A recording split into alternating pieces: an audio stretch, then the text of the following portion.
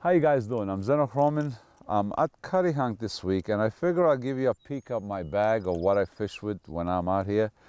Obviously, as you know, everyone's going to fish it different ways, and there's no such thing as plugs that don't work in some places and work on others. I'm just going to show you the way I fish, okay? So this is not something that you should follow as a gospel, because it's not. It's just the way I like to fish, simple as that. I got two bags here. This is my storage bag, my old Van Stol bag. I'm going to show you some of these plugs that I brought with me that I'm probably not going to use, but I like to have them. Obviously, pencil poppers, guppies or usuris. I will bring a bunch of poppers.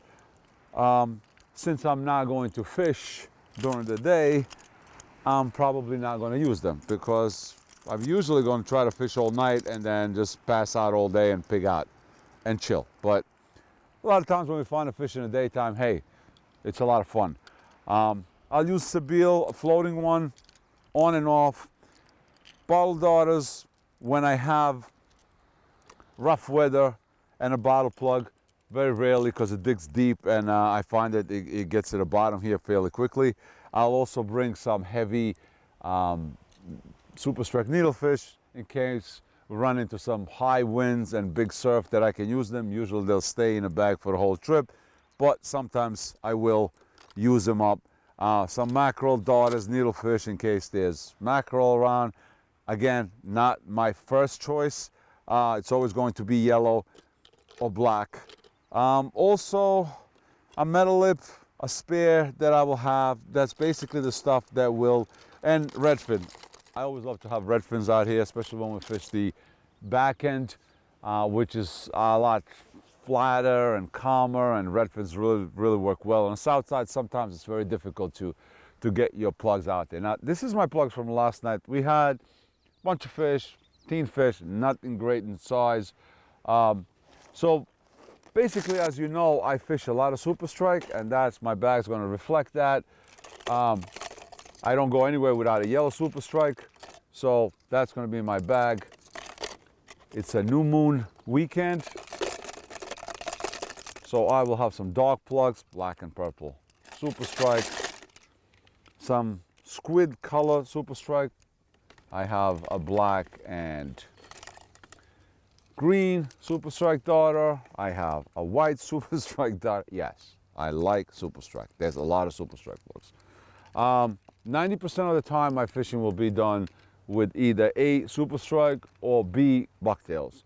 A lot of times I'll fish bucktails and not fish the plugs. This is one of those places where I bring bucktails, but I very rarely use them. I do use them when we run into smaller fish. I don't like to deal with trebles. I know a lot of guys will take the SP minnows and they'll have a fun all night long unhooking trebles from a 5-pound bass. That's not me. So I'll go with bucktails in that situation. So I carry 1 ounce, 3/4 ounce, 1/2 ounce. I usually get on the outer rock, so I don't need a big bucktails to throw it out there. I will always carry a rig deals in my bag and some smaller bucktails. Obviously, this one's still frozen here from last night. SP minnow, I hate this fucking plug. I love this fucking plug. Okay, I don't know how else to say it. I hate the way it does nothing. I love the way it catches fish. I can't explain to you any other way. It is what it is. Also, this plug was the best plug for me last night. This is actually my first time using it, or second or third time, but the first time actually doing some fish with it. This is by a Long Island maker. I think it's Johnny Plugs. It's a daughter. This was my best plug last night. I don't know why. I mean, it's not that much smaller than a super strike, slightly. It digs a little deeper. It wobbles a little more than a super strike. Kind of in the water, you feel it more like metal lippy kind of action. I don't know how else to explain, but I'm very impressed with this plug last night. I won't go anywhere without needlefish, so I actually lost few last night. I had a yellow. I have a mackerel. I lost a black one last night. Again, super strike. 1 3/4 for me works well. One metal lip. This is a fixed to pikey. I might carry a GRS pikey, or a Danny plug swimmer. You also going to have wooden, like let's say needlefish. There's a lot of spots here where it gets the water gets really thin meaning shallow on the bottom of the tide, and you want something that's not going to get caught into kelp that's underneath. So you want like a wood Gibbs needlefish or type. I'm not Gibbs, nobody really is too crazy about using Gibbs needlefish, but similar style of wooden needlefish, God knows there's a lot of them, they don't sink that fast, would be great. Metal lips, depending on the conditions. I'll switch around from stuff like that, but this is basically what I'm going to live with. I know other people will fish other plugs, and they'll come here with, you know, I don't know, jointed this or, you know, whatever that might be. But to me, I fish super strikes where I fish most of the time, and these darters for me here with this current, and it's a really nice current last night. Actually, a funny story. So we got here last night, it was a little bit rough water, waves are high, current's ripping. I didn't know the current was ripping that bad. Went in the water, I don't make no headways swimming to the rock, starting to get sweep away from the rock. My buddy's yelling from the shore, says, get your ass back before you end up in Martha's Vineyard. And eventually I came with a tail between my legs, and now I'm the joke of the whole island. But you know what, it's fine. I've been joke of this island before. So I just wanted to kind of show you the plugs that I fish with.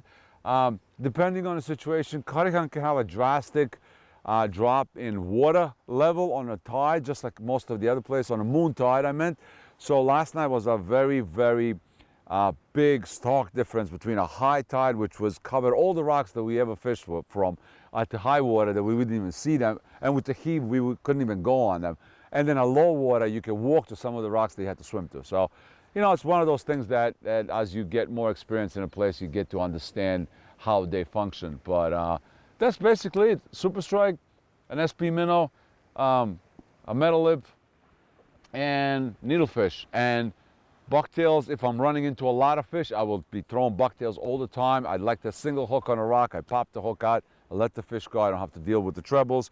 These are kind of special situation plugs and backups of backups, you know, 15 yellow darters. But that's about it. I mean, that's basically the way I fish, the way most of the guys that I fish with. And you know, the only other thing I'm going to mention is that if you can get in a spot where you're getting a smaller fish and you want to try to call a bigger fish, you know, rig deal or a big sluggo is probably your best shot, or a bigger plug. So that's why rig deals, even if I'm not going to use it, even like last night when it looked like a big heave and a lot of wind, and there's no way you could cast a rig deal. By 1 a.m. the wind died, the thing shifted, we got on a rock, and the eel went flying. Now, I didn't catch a lot of big fish on it. However, I'd like to have it. So this is just a small primer of how I fish Cuttyhunk.